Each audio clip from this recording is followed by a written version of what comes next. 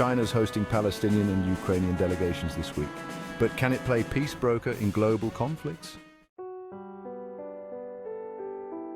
China's top diplomat Wang Yi has had a busy week in which two devastating conflicts have loomed large. Wang started by gathering 14 Palestinian factions for reconciliation talks in Beijing, including bitter rivals Hamas and Fatah, before meeting on Wednesday with Ukrainian counterpart Dmytro Kuleba, the first time China has hosted a top Ukrainian official since Russia's invasion nearly 2.5 years ago.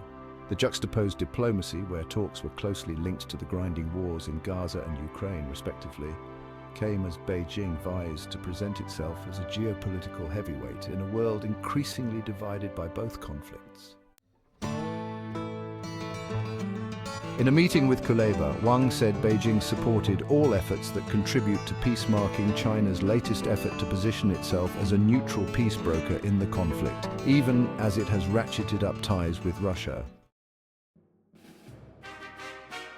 And at the conclusion of talks between the Palestinian factions a day earlier, the foreign minister hailed the signing of a declaration on ending division.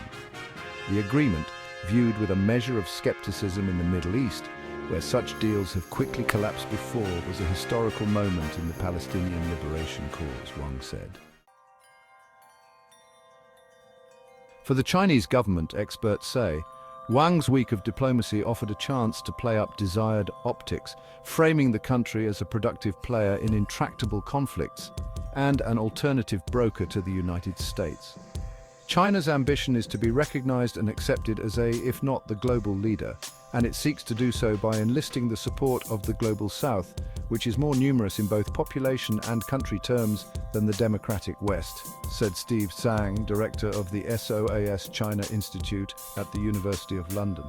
But it also signals some of the limits within which Beijing is operating, experts suggest, as it seeks to build a solution in Gaza without having deep influence in the region and calls for peace in Ukraine while keeping tight ties with Russia. Kuleba's visit was the first time in the nearly 29 months of Russia's war on Ukraine that a high-level Ukrainian official has visited China. In contrast, Russian President Vladimir Putin visited twice, and Kremlin officials have made numerous trips during the same period. Ukrainian President Volodymyr Zelensky and other European leaders have previously expressed hope that China could use its close relationship with Russia to push for peace on terms acceptable to Kyiv, which unequivocally calls for the withdrawal of Russian troops and a return to its internationally recognized borders. But Chinese officials have given no public indication of doing so and have instead pushed for any peace efforts to consider all countries' security concerns. Kuleba's visit comes as Beijing is under increasing pressure from the West over its ties to Russia and allegations it's aiding Moscow's war effort by providing dual-use goods. Beijing denies this and says the West is fueling the conflict by supplying arms for Ukraine's defense. Western rhetoric is also hardening. NATO leaders earlier this month said Beijing was decisively enabling Russia's war by support for its defense industrial base. And Zelensky last month accused China of prolonging, through its support to Russia, the war devastating his country. That may be a topic of conversation later this week when Wang is expected to speak with US Secretary of State Antony Blinken in another engagement during a regional meeting in Laos.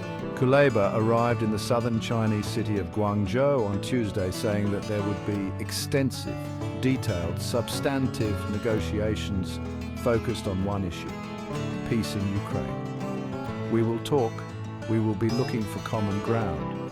We need to avoid competition between peace plans, he said in a social media video post, in an apparent reference to the vast distance between Beijing's proposed political settlement for the war and Ukraine's own peace formula.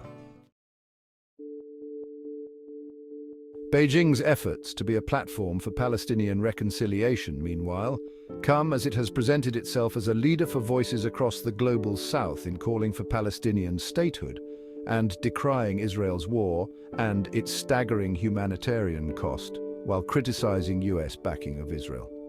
Wang said that Tuesday's reconciliation talks between Palestinian factions ended with an agreement on post-Gaza war governance and the establishment of a provisional national reconciliation government. The announcement comes as the future governance of Palestinian territories remains in question, following Israel's repeated vow to eradicate Hamas and a growing push for Palestinian statehood. But it was met with some skepticism from observers in the region given the failure of past attempts at unity. A US State Department spokesperson questioned whether the deal would in any way have an impact on the ongoing discussions to reach a ceasefire in the war in Gaza, adding it ran counter to Washington's position, which is that militant group Hamas should not have a role in the governance of a unified Gaza and the West Bank after the war.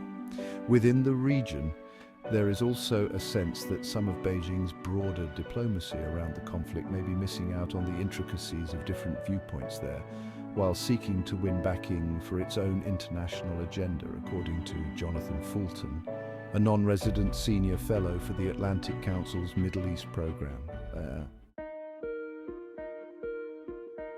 Of course, there's frustration with the West and in particular with the US, but at the same time, nobody's looking at China and saying, well, this is the country that's going to come and solve it, because they see it as a very self-interested actor with a pretty shallow level of regional knowledge and expertise, he said.